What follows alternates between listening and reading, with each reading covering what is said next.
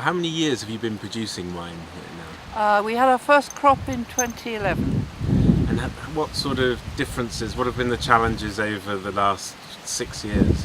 Well, apart from 2014, we haven't really had a decent, really what you'd call a decent crop.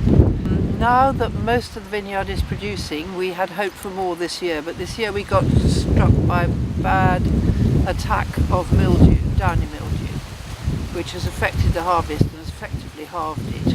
Right. It's been a bad year for it all over England. Everybody's battling it. In terms of bottles, what's your sort of objective? Well, our objective is about 30,000 bottles a harvest, and we won't make that this year.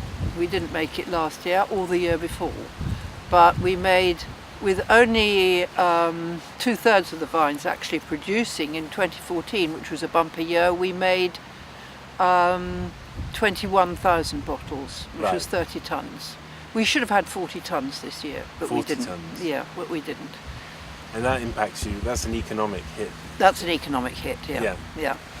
What would you say is unique to Dorset? I think that what they say about the planting, Sussex and Kent have the climate, Hampshire has the money, and Dorset has the soil. So you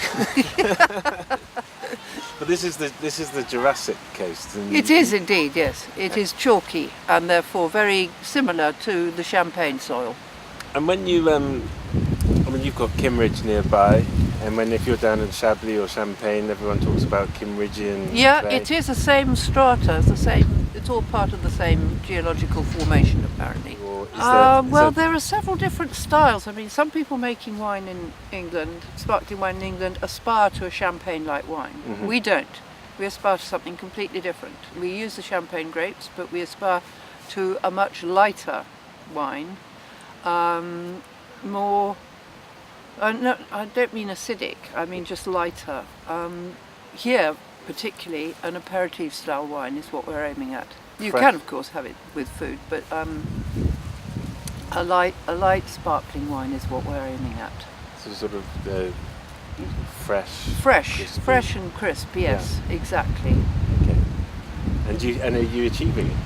Well, yes, I think we have achieved it, and there's plenty. It's actually the rosé has got quite a lot of fruit in it too. It's very good. More and more vineyards are coming online, at a rate of knots. Yes. And there's obviously something quite romantic about the idea of owning a vineyard, of making wine. Your experience from your previous farming industry to this industry? Well, it's hard work and it's not romantic. It's not in the least. It's quite a contrast, I always think. You see somebody in a restaurant drinking wine, they haven't a clue what you go through to produce the bottle, which they might then be quite rude about. Or drink it without paying any attention to it, which they're entitled to. I mean, Who cares? But it's quite a process, and it's not really very romantic. I mean, don't do it because you think it's a nice idea. Yeah.